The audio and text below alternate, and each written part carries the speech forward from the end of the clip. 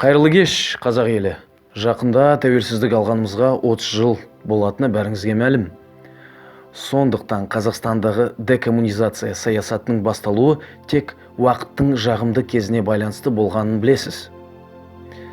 Міне, Павлодардан кейін Қарағанды қаласында тарихи оқиға болды. Жергілікті достық үйде кеңес үкіметі кезінде қойылған идеологиялық жағынан ескірген көше атауларын өзгерту бойынша қалалық тыңдаулар өтті. Соның ішіндегі ең басты жаңалық Ленин көшесі Абай атамыздың атына өзгертілетін болады. Ал жалпы айтқанда 11 көше атаулары жаңартылады. Барша қарағандылықтарды, барша қазақстандықтарды осындай керемет жеңіспен шын жүректен құттықтаймын. Итак, приветствуем вас на нашем коротком внеплановом выпуске. Мы только недавно затрагивали тему переименования улиц в Павлодаре, и теперь это великое событие произошло и в Караганде. Как вы понимаете, мы не могли пропустить такое важное событие. Как было сказано выше, в рамках программы по замене идеологически устаревших названий улиц, данных в СССР, в городе Караганды будет изменено 11 устаревших названий улиц. И как все мы понимаем, сторонников той самой идеологии это событие никак не порадовало, но давайте посмотрим на сам процесс.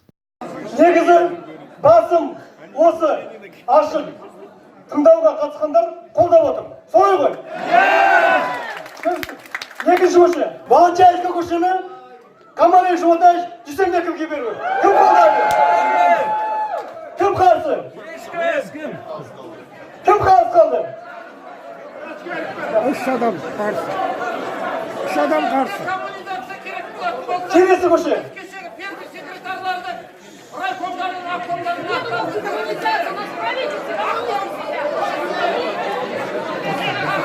Келесі көше. Защитный көше. Григорий Николаевич Потанин. Кім қолдайды? Кім қарсы? Ура, Потанин. Кім қарсы қалды? Қабылданды. Келесі. Зональный көше. Александр Викторович Затаевич. Кім қолдайды? Келесі көше. Ленин көшесі. Абай.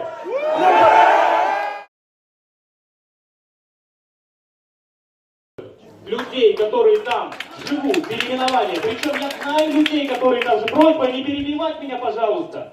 Можете выйти сюда потом и сказать. Есть люди на этих улицах, которые живут. Они уже пожилые, это для них история. Любое название этой улицы, это история. Улицы не чистят, а переименовывают. В грязи заросли. Вот это уже люди, которые не выдержали, уходят. Возмущаются. Что ж вы так рано уходите? А что там на этот цирк смотреть? Вот именно цирк. Специальный цирк. Вы уже поняли, чем будет продолжаться все, да? На нас там уже решили. Лучше благоустройством занялись наших улиц, чем их переименовать. Ну где-то с вами соглашусь. Как мы видим, возмущаются, как всегда, русскоязычные. Все их-то не устраивает в Казахстане. Вновь в комментариях в разных социальных сетях вспыхнули жаркие споры, которым не было ни конца, ни края. И, как всегда, эсеровцы под разными предлогами выражали свое недовольство. Давайте рассмотрим, на чем строятся их аргументы.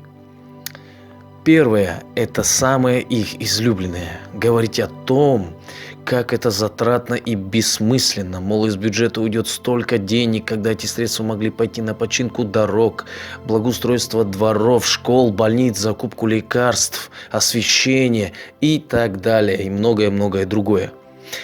И здесь же мы сразу хотим обрадовать наших эсеровцев, что за это мероприятие они могут не беспокоиться. Одну реплику вставить. Нельзя, чтобы у нас вопросы оставались без ответа. По поводу политических и исторических подробностей вопросы отвечены хорошо. Меня зовут Ерлан Ашим, я представитель предпринимательской среды, скажем так, купечества, да, молоко произвожу. Остался открытый вопрос, который несколько раз задавали. Кто будет платить за банкет? Говорили про бюджет, блогер говорил, сейчас вот парень, почему-то он не выступал, он ругался, который вот казахша не знает казах, он ругал нас всех. Так вот, чуть побольше, чем он сам платит налоги бизнес. Наша компания «Натиже», если в год в республиканский бюджет платит примерно 250-300 миллионов тенге, то в областной и в городской бюджет платит 500 миллионов. Мы готовы заплатить больше и взять на себя все переименование улиц.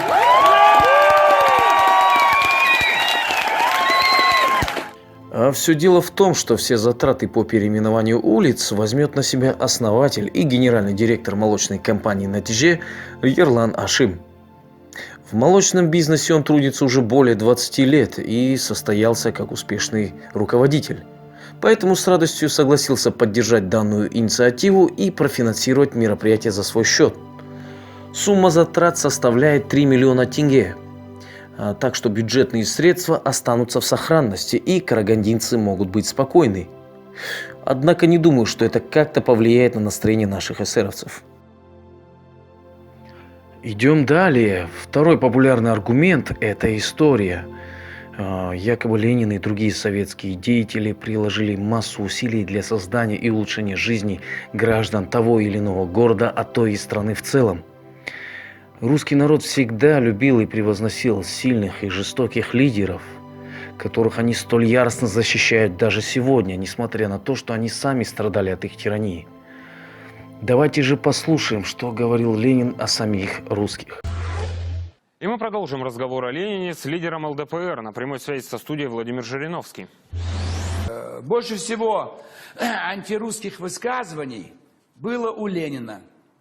Эти антирусские настроения вошли в учебники, вошли в насильственную украинизацию русских на Украине. Ленин говорил в своих работах, я не буду говорить, том, страница, русский человек – плохой работник по сравнению с передовыми нациями. Ну как можно оценивать автора такой фразы? В кавычках «Ивашек надо дурить». Без одурачивания Ивашек мы власть не захватим.